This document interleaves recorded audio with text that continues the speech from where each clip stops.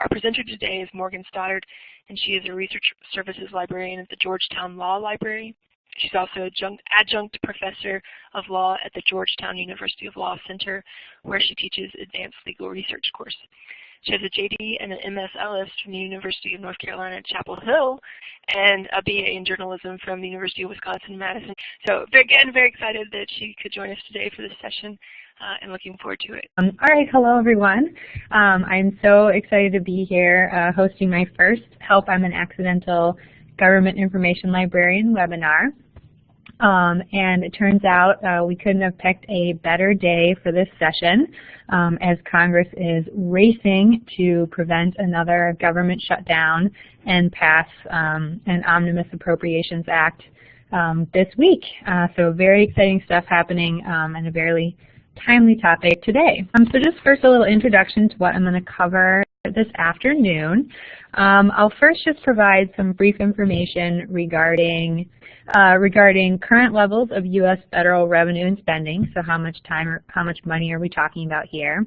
And then we'll spend most of the hour going through the process and the timeline for the passage of the federal budget and appropriations legislation. I'm focusing mostly on how it works in my presentation today, because it's really difficult to help our patrons without a solid understanding of both how the process is supposed to work and then the way it tends to work in real life. We'll also spend a little bit of time going over what I call decoding appropriations, and this is figuring out how much money an agency got and what they can spend it on, because it's actually a little more difficult than it sounds. And in the course of that discussion, we'll walk through an example of how the budget and appropriations process is supposed to work. As I mentioned, supposed to work is the key word, so we'll have a bit of a reality check about how it actually does. And then I will go over a few key research resources today. The primary resource for finding a lot of the information I'm talking about is actually the handouts that I believe Linda sent to you in advance.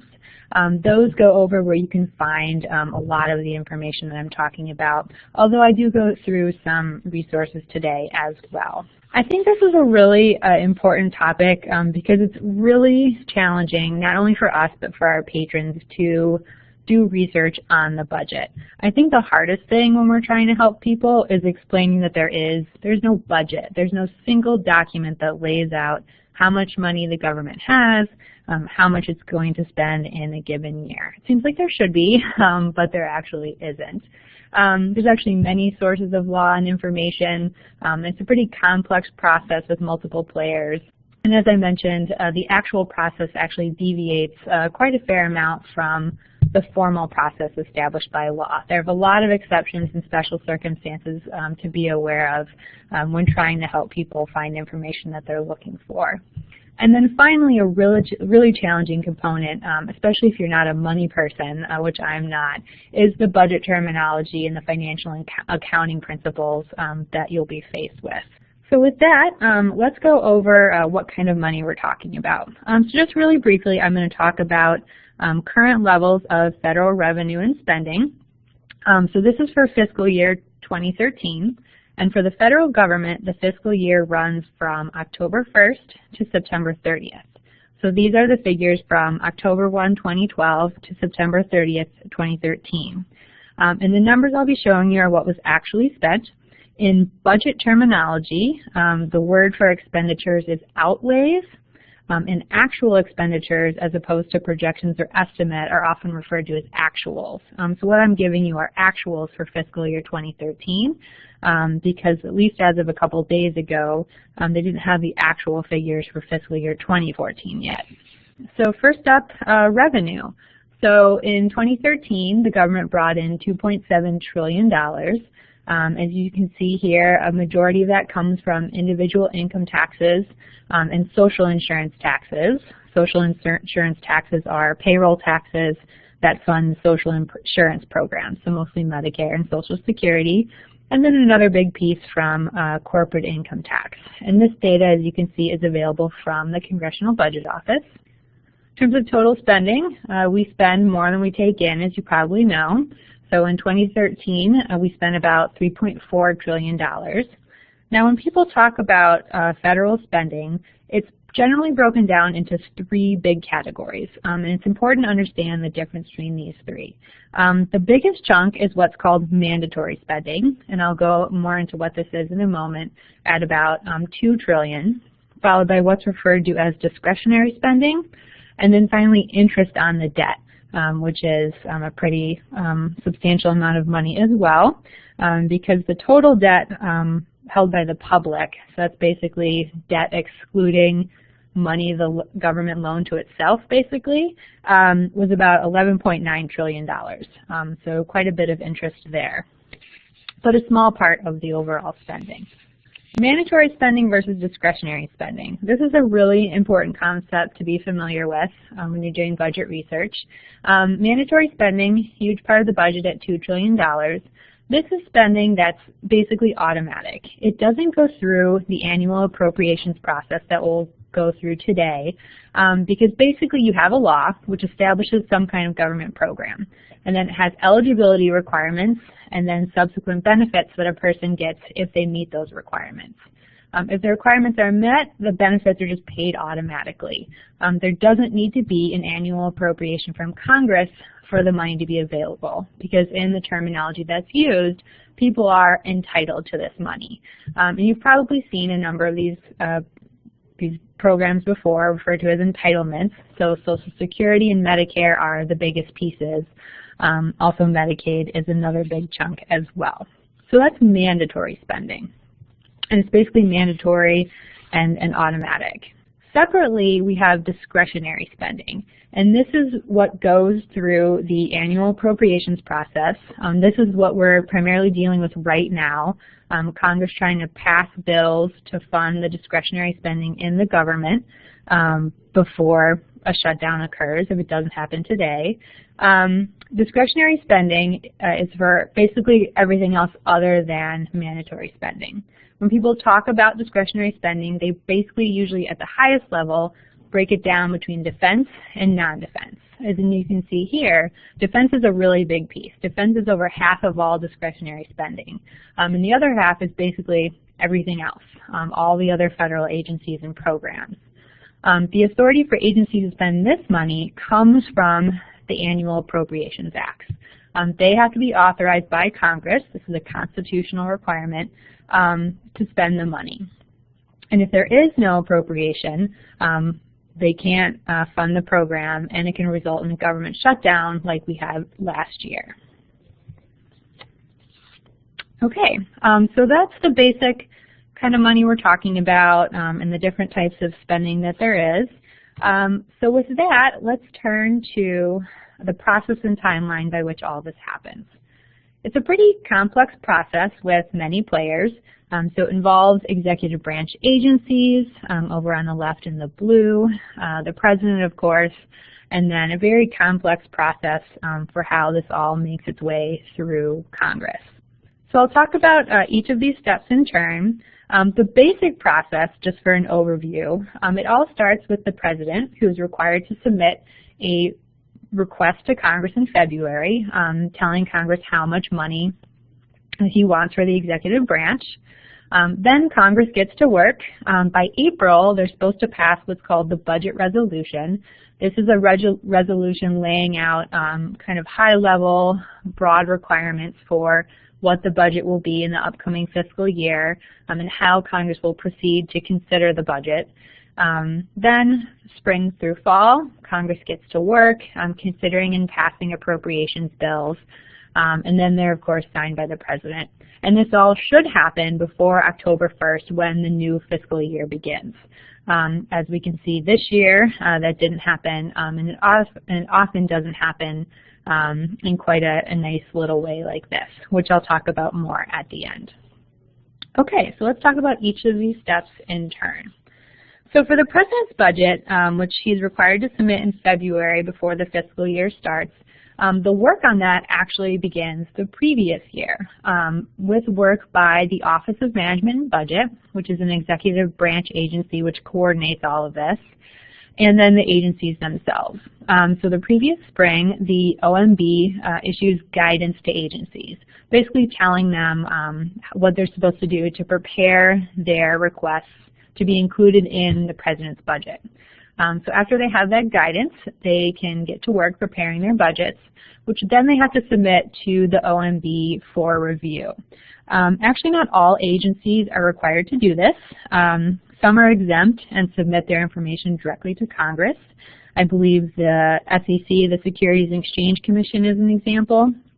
And some send their budget to the OMB to be included in the president's request, but the OMB can't actually make any changes. And I believe the Social Security Administration is one of those.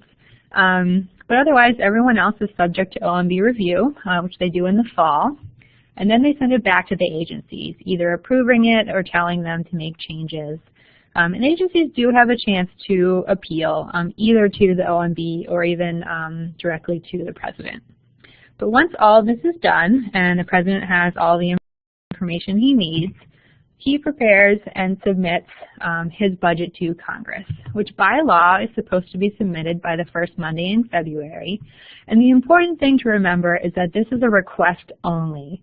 So a lot of people you may think that this is the federal budget. It's actually not. It's just what the president asked for, and Congress may actually do something very different. It does have specific statutory content requirements. So of course it includes how much money he wants, but also it has a bunch of other information, such as information on the public debt and estimates of receipts and things, receipts of money and things like that. The format of the budget has changed over time, but currently it contains basically three main parts, I would say. The first is what's called the budget of the United States government. This contains the president's budget message and his priorities, as well as overviews of how much is needed by agency. That's supplemented with detailed information in the analytical volumes as well as the appendix. So this is very detailed information that Congress can use to make its funding decisions. And then there are the historical tables, which has information on past budgets, receipts of money, outlays in previous years, sometimes back all the way to 1789. So the budget itself is actually a wealth of information about federal spending. It's a really great resource if you ever get, questions like, how much did the government receive in tax revenue in 1960 or something like that. In terms of finding this document, it's readily available online. The OMB has the current one, and then FedSys has copies of it back to 1996. And then all of them are available on Hein Online. And many of you probably have the budget in print in your libraries as well. Okay. So after the executive branch finishes their work, it heads over to Congress. And again, the first step in Congress is that they have to pass the Congressional Budget Resolution. This is done by the House and Senate Budget Committees, not the Appropriations Committees.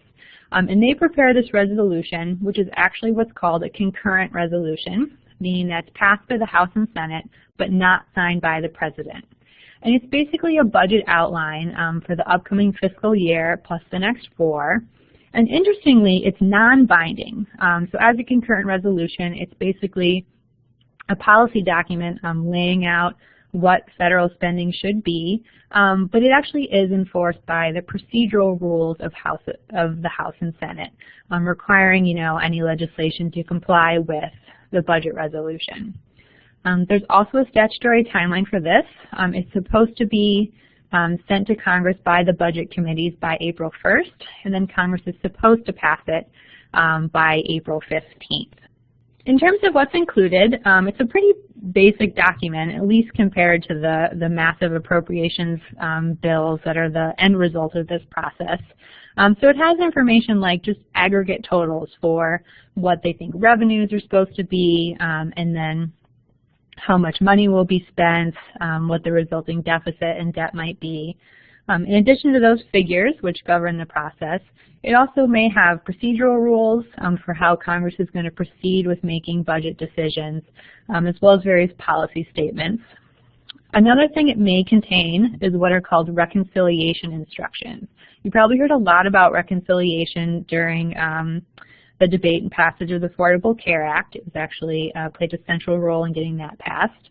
But basically what reconciliation is, it's any changes in the substantive law that need to be made in order to effectuate the budget resolution. So for example, if any changes need to be made to the tax code in order for the revenue projections to be met, the budget resolution would have information on how Congress should proceed with passing those laws. And then finally, a very important piece that's needed to continue on with this process is what's called the 302A allocation. This isn't in the resolution itself. It's actually in the conference committee report that will accompany the budget resolution. And this is how much money the appropriations committees get to distribute to the agencies. This is the amount of discretionary spending they get to dole out to the government. They need this information to continue with their work. Basically, they need to know what pot of money they have to work with. So once we have the budget resolution and that important 302A allocation, the House and Senate Appropriations Committees can get to work. So currently there are 12 subcommittees each in the House and Senate. This has changed over time and their jurisdiction has changed over time. So the other handout, in addition to the research guide, is a list of these agencies and then information where you can find more information on their jurisdiction and how the structure has changed over time.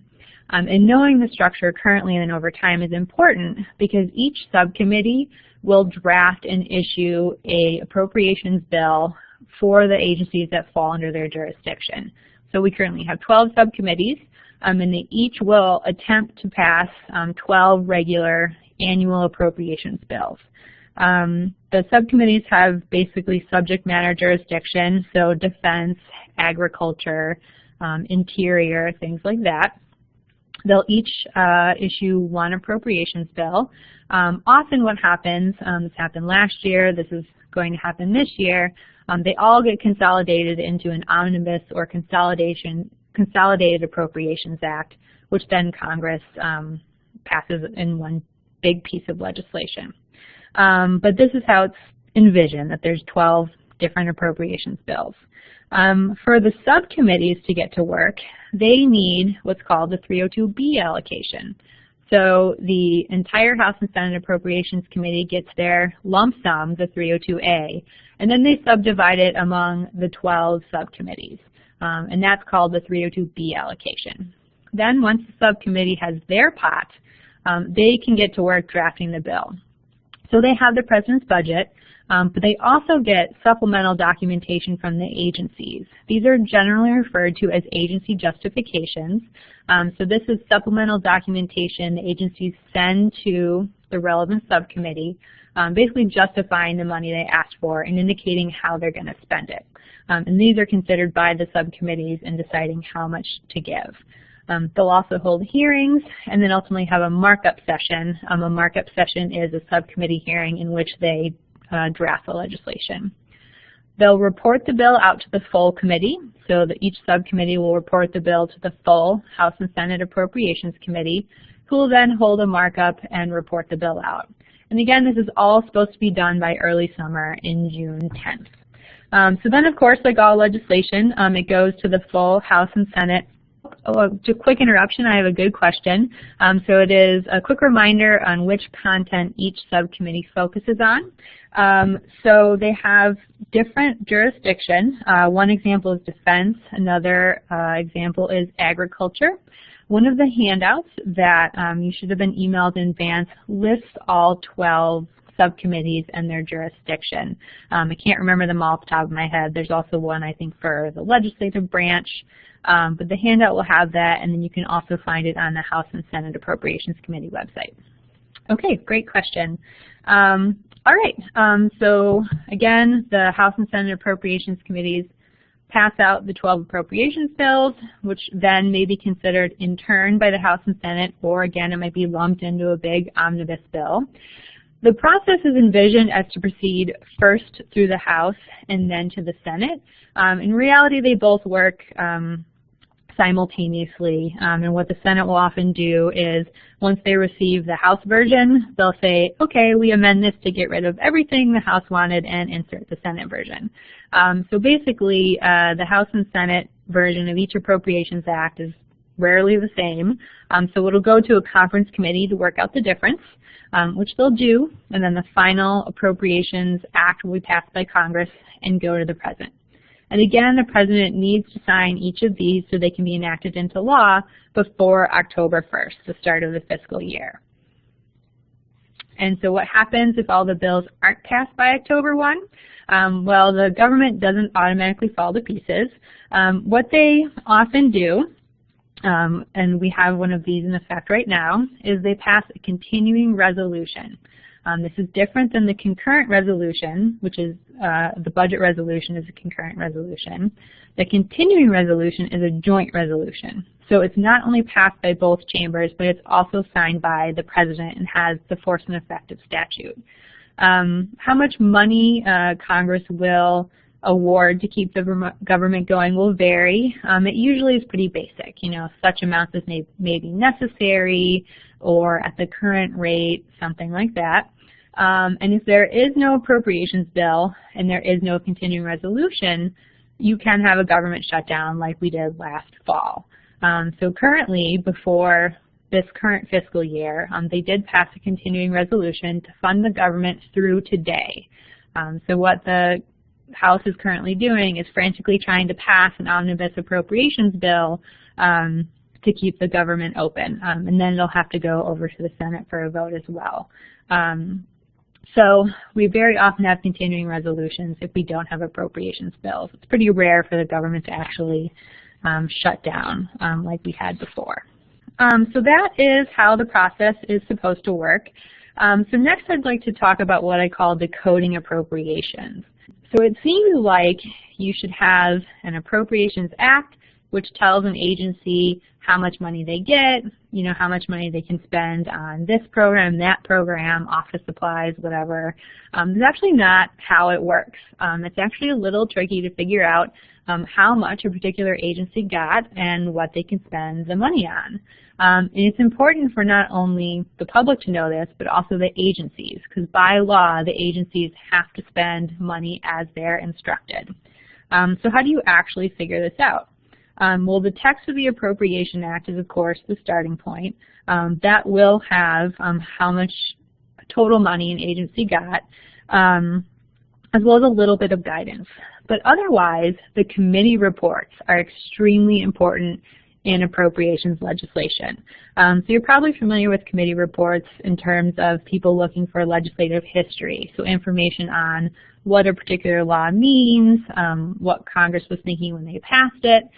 Well, committee reports in the appropriations process, they don't have a special legal status. They're still just committee reports, congressional documents, supplemental to the law. But they're very important to the agencies in that the committee reports, and again, there's going to be 3 for every Appropriations Act, the one from the House Appropriations Committee, the one from the Senate Appropriations Committee, and then the conference report. And the agency needs to be aware of all 3 of them because they'll include additional guidance on how the money should be spent. And the basic rule is that unless there's some conflict in the reports, the agency has to follow the guidance in all of them. If there is conflict, it'll be worked out by the conference committee. So the agency has to look at all 3 of those reports. And again, they don't have a special legal status, but their power is political. These agencies have to go back to Congress every year and ask for money.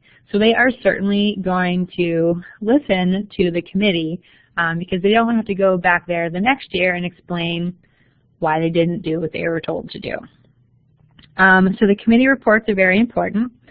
The agency justifications that I mentioned are also important. Again, these are the materials that agencies submit to the Appropriations Committee justifying their request because basically unless it's impractical for some reason or they're told to do something else in the Act, in the committee reports, agencies are expected to do what they said they were going to do in the agency justification.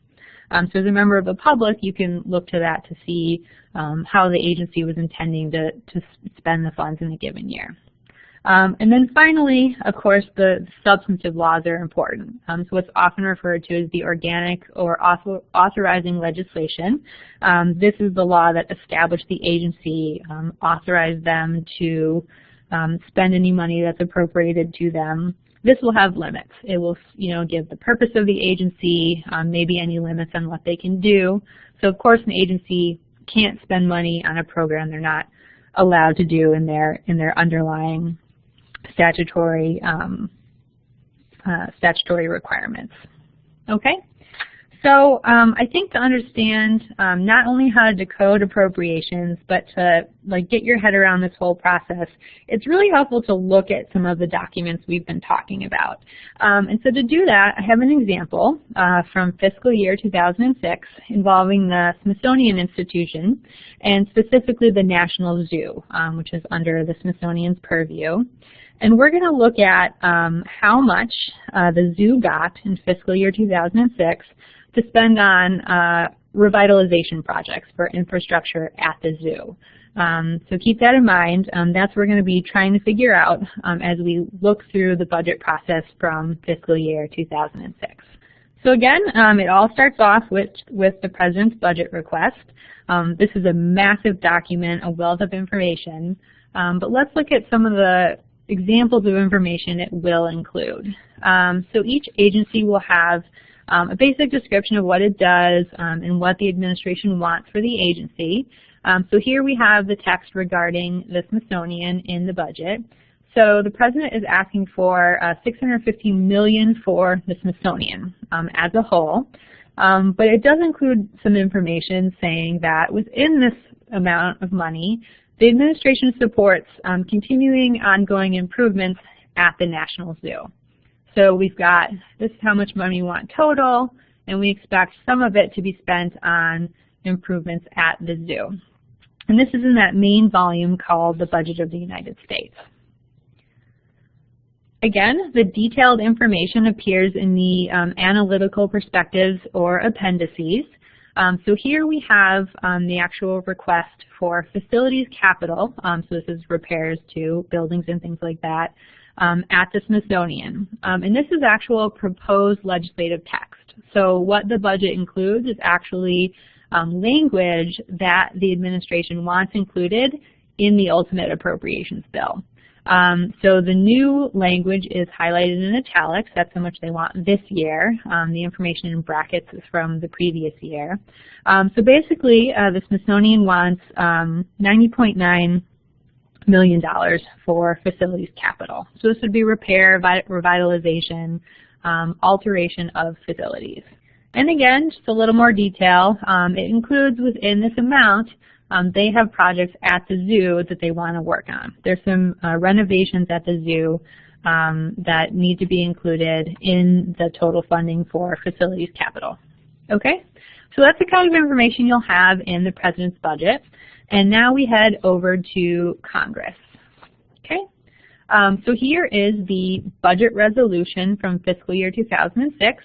So this is the concurrent resolution passed by the House and Senate, originally the budget committees, and then the House and Senate, setting out kind of the broad framework for spending in fiscal year 2006. As I mentioned, it has levels of revenue and spending. It also may have those reconciliation instructions I talked about, information on how the budget will be enforced. So again, various procedural rules, and then sense of the Senate. These are policy statements as well.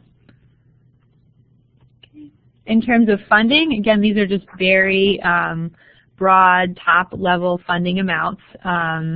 There's revenues, budget authority, outlays as well. So for new budget authority, so these are new financial obligations that can be entered into. For 2006, they're saying it's going to be $2.1 trillion. So this sets the very top-level bar for how much Congress is going to allocate to spend in fiscal year 2006. And again, this document is non-binding, but it is enforced by the procedural rules of the House and Senate, which says they're not supposed to do anything that doesn't comply with the budget resolution. Okay. As I mentioned, committee reports are really important. So in addition to the budget resolution, here we have the conference committee report on the budget resolution. And this is where, again, you find that all-important 302A allocation, and you also find more specific information about total spending. So not only total spending, but also how much is discretionary and mandatory, and then more information about how much revenue is expected to be brought in. The 302A allocation, as I said, is also here in usually the Joint Statement of Managers. And again, this is the total pot of money that the Appropriations Committee gets to work with. So in 2006, for discretionary spending, they got $843 million. So that's what you can find in the budget resolution and then the conference report. So once the subcommittees have their 302A allocation, the appropriations committees will issue a report on how much they're getting to the subcommittees. So the 302A allocation goes to the House and Senate Appropriations Committees, who then divide it up further. This document is also a committee report, so you can find it along with other congressional committee reports, laying out how much each subcommittee will get. So here, for example, is the 302B allocation to the subcommittees in 2006. And I highlight here Interior Environment. So that is the subcommittee under which the Smithsonian falls. And the handout will explain how you would figure out which agency falls under which subcommittee. So the Interior Environment Committee gets their chunk of money. And then they can proceed to dole it out to all the agencies under their jurisdiction. One important thing to note if someone asks you for the 302B allocations is that they may be revised. So there may be an initial 302B allocation and it could be revised later. So when you're searching for this in a given fiscal year, make sure to check that there hasn't been a revision issued. And of course, the 302B allocations have to add up to the 302A. So the subcommittees of the appropriations committees now have their pot of money, their 302B allocation, and they can get to work. So again, they've got the president's budget, but then they'll also hold hearings. They'll talk back and forth with the agencies, and they'll also look at those agency justifications I mentioned. So here, for example, is the Smithsonian Institution's agency justification for 2006, and it will describe in more detail what money they need and what they intend to spend it on. So, for example, included in their request for fiscal year 2006, they want money to revitalize the National Zoo, and they will ask for $13 million. So in the agency justification, they are wanting $13 million total for revitalization projects in that fiscal year. In addition to total amounts, they describe what they want to spend it on and why. So of that $13 million, they want to spend a huge chunk of it on renovating the wetlands area of the bird exhibit at the National Zoo. I mean, they explain why. They explain that it was partially destroyed by fire, so it's really hard to access. It's not ADA accessible. So they view it as a higher near-term priority to fix this exhibit. And one thing I want to point out, because it'll be important in a moment, is that they mention that they're working on a new elephant yard, but they're still trying to figure out the design. So in the meantime, they really want to fix the wetlands, and they want to spend most of the money they're asking for to fix the facilities at the zoo on the wetlands exhibit. Okay? So the subcommittee will look at this, go back and forth with the agency about it, and ultimately decide on how much they get. I see there's some great questions about outlays and authority, and I will explain that in more detail at the end. Those are great questions. The subcommittees each subcommittee wrote their Appropriations Acts. All 12 Appropriations Acts go out to the full Appropriations Committee, ultimately to the House and Senate for passage, and then again we should end up with 12 appropriations bills for a given fiscal year. So here we have the Act making appropriations for the Department of Interior, Environment, and related agencies, which again includes the Smithsonian. And so how much did they get? So here in the Appropriations Act, we see they gave the administration more than they asked for. They asked for 90.9, and they threw them a little extra and gave them even $100 million for the Smithsonian to repair, revitalize, and alter facilities, including the zoo. And this is basically all you get in the Act itself, is the total amount of funding. You do get some other information, and this is where it gets interesting. So you'll have administrative provisions, which are limits on how the money can be spent. These are called, in budget jargon, limitations. They're just called limitations, and they often appear in appropriations bills. So there will be the total funding, but clarification of Congress that none of the money can be spent on a given thing. Here we have that they don't want any money to be spent on the Holt House, which is a facility at the zoo. Other well-known examples would be in the current bill, everyone up here in DC is all worked up because there is a limitation on spending money to implement a recent initiative passed by DC to legalize marijuana. So Congress is preventing any money to be spent to put that ballot initiative into effect. The other really famous one is the Hyde Amendment, and that is the piece of legislation that's always included in Appropriations Act, prohibiting any money from being spent on abortion, for example. So often you have limitations which are found in the Act itself. Beyond that, again, to figure out how much the zoo got and what they can spend it on, you need to look to the committee reports. So we'll look to the Senate Appropriations Committee report, the House, and then the conference report. And remember, the agency has to follow the guidance in all three. So what did the Senate decide to give them in its version of this bill? Well, the Senate gave them the $100,000 that was ultimately passed. And it notes that the zoo's facilities capital budget is going to be $13 million. And again, that's what the zoo wanted. So this seems good. Then we get over to the House. The House decided to give the Smithsonian just the $90.9 million it asked for.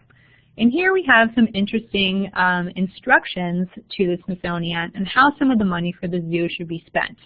What the House Appropriations Committee said was they wanted the Smithsonian to take $8 million of that $8.6 million that they wanted for the wetland exhibit and spend it on the Asia 2 exhibit, because it's important to the House Appropriations Committee that the elephants have a good exhibition. They say it's vital part of the park and continued exhibition of elephants to be contained in a family group. And that can't happen without developing the Asia 2 exhibit area. So what we have is the House saying you get 90.9, and you're going to take a bunch of that money you wanted for the wetlands and spend it on the elephants. Okay? So we have two different versions of the bill.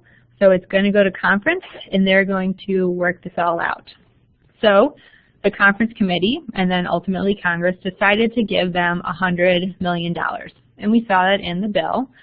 They also had to work out how much the zoo is going to get for the Asia 2 trail.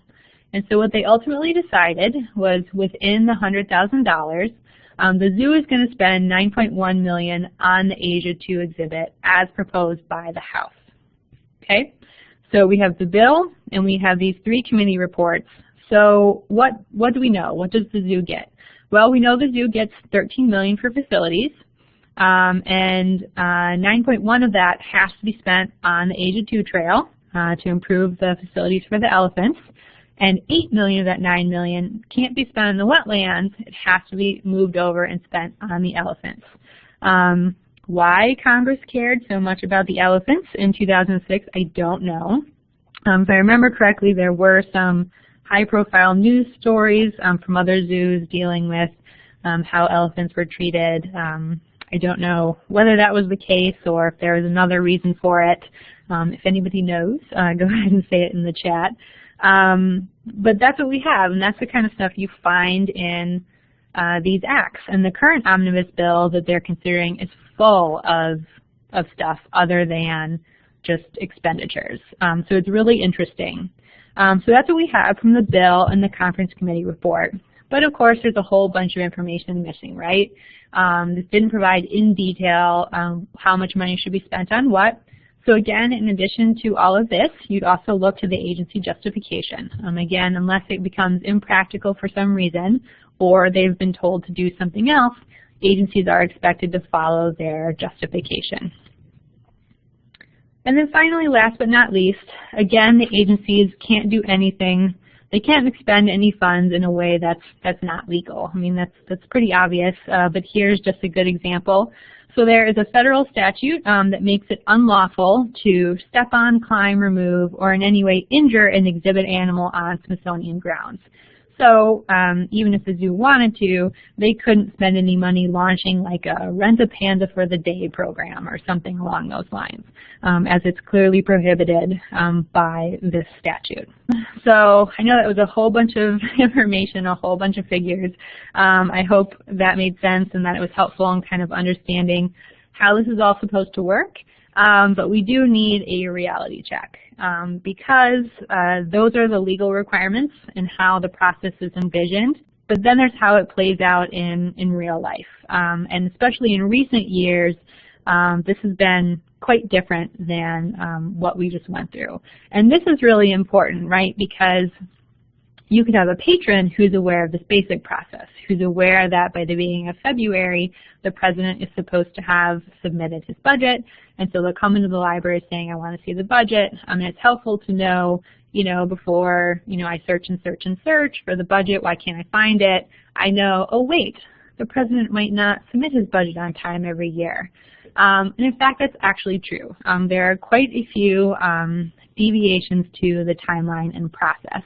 Of course, we have what's happening this year and today, but also a couple of other examples. President Obama has only submitted one of his budgets on time, and actually about 20% of all budgets have been submitted late since they were first required in the early 1900s. Also, all the appropriations bills, so all 12 appropriations bills that are supposed to pass by October 1st, they haven't all made it through since 1997. Fiscal year 1997, and I think only like 4 times throughout like all of history, at least in terms of since the modern process has been in place, have all the bills passed, and a continuing resolution hasn't been needed for at least some funding. And we haven't had a true budget resolution since fiscal year 2010. So there are a lot of deviations, again, especially in recent times, to the statutory process. Additionally, another component of this that makes it play out differently than what the rules seem to require are that a lot of it is enforced not by law but by procedural rules of Congress. So both the House and Senate have standing rules of procedure for how they operate, many of which govern the budget process and the appropriations process. So there's the House rule and Senate rule that I have listed here, which lay out a lot of these various rules. So one, for example, is that there aren't supposed to be any legislative provisions in appropriations laws. So appropriations laws are just supposed to dole out funding. They're not supposed to legislate. They're not supposed to create substantive law. But in fact, they do this quite a bit. These are different than limitations. The limitations we looked at before, that no money may be spent on XYZ, that's allowed. Legislative provisions are different. These are, again, law provisions that create substantive law, and it happens all the time. So one example is we have a national tree. It's the oak tree. And the designation of the national tree actually happened in an Appropriations Act back for fiscal year 2005. So although there's a rule saying that there aren't supposed to be any of these legislation provisions, the rules aren't required. They're self-enforcing. So if there is a violation of any rule of the House and Senate, any procedural rule, what happens is the rule is subject to a point of order. So a senator or representative can raise a point of order against something someone's trying to do. So they could say, I raise a point of order because Congressman so-and-so is trying to insert an amendment into this appropriations bill that is a legislative provision. And if someone does that, then they have to decide whether a rule has been violated. Well, if no one raises the point of order, or the point of order is not sustained, or if the rules are waived, this routinely happens, they just waive all the rules, the resulting law is no less valid, just because it was technically in violation of the House and Senate rules. Crazy, right? But that's how it works. We're getting short on time, so just really quickly, again, I wanted to spend most of today walking through the process because as I started to get questions about the budget, I had a really hard time answering them until I had a solid understanding of how this all worked. So I wanted to provide you with that today and then provide the handouts which have a lot of information on research resources.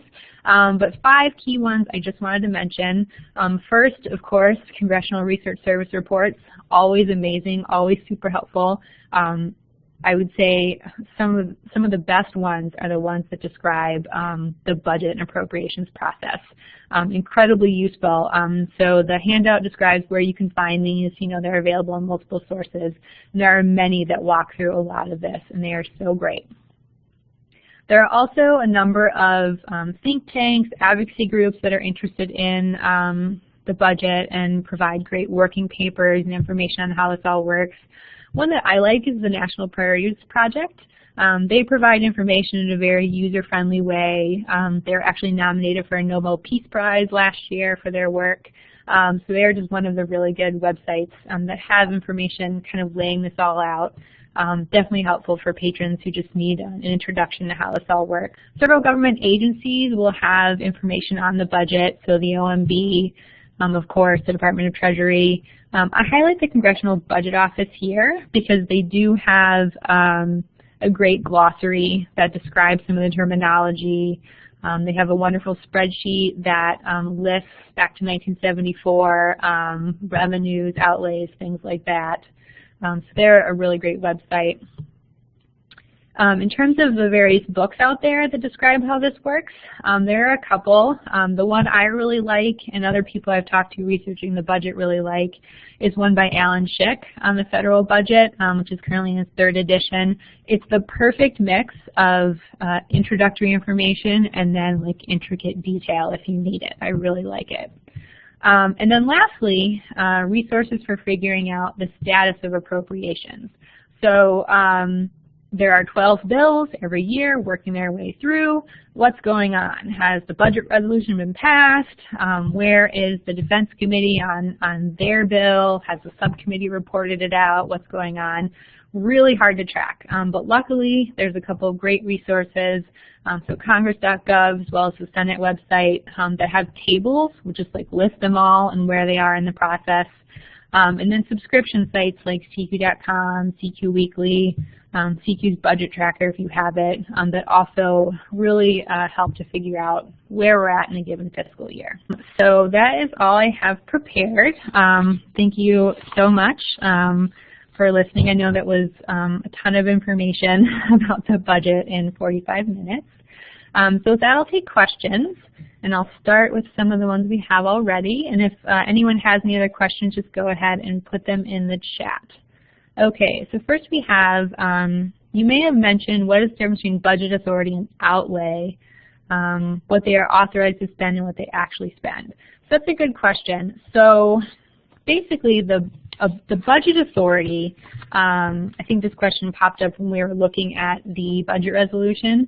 So these I believe are so in the budget resolution, it is the new money that agencies can commit to spend, whereas the outlays are actual expenditures from the Treasury that are expected to occur.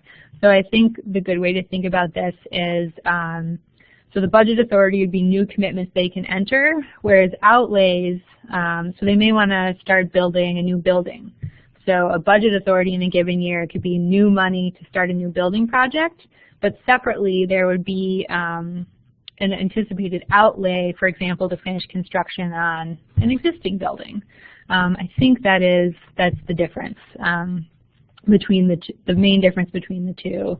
That's why the numbers would differ, both in the budget resolution and then in the 302B. So how much new money they're getting, and then based on present projects they have going on, how much money is going to be spent in that given year. Just one more quick note about the committee reports. That's a great question. In preparing this, I realized that, yeah, I probably might not be going into that enough. So in addition to the webinar, if you don't want to watch there or don't have time, the Georgetown Law Library and our research guides, we have 2 guides to legislative history. They're called the Legislative History Research Guides, and they detail where you can find all the different documents, so the acts, the committee reports, hearings, and one of them, the one that says like Legislative History Reference Chart, I think, it has for each type of document by year, like where you can find it. Like would it be on FedSys, or if it's really old, might it only be in microfiche? So yeah, I didn't create our research guide, I can't take credit, but whoever did, it's a really great handy chart and tool for where to find a lot of the committee reports I talked about today. Or of course, if anyone wants to email me and ask me questions, we could talk separately as well.